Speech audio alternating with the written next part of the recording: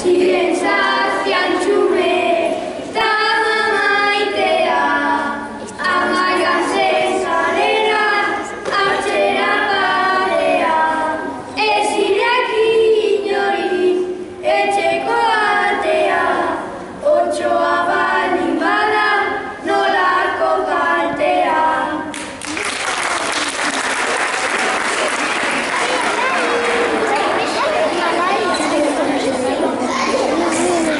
Amaioan zenean otso beltzak salto ordurako etorri gogoa jateko ahotsak arra zuen orro egiteko ez zioten ireki otsoa zelako.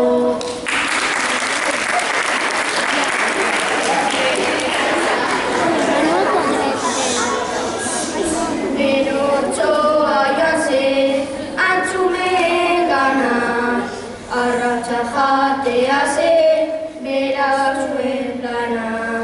Erakutsi zuranka amatxo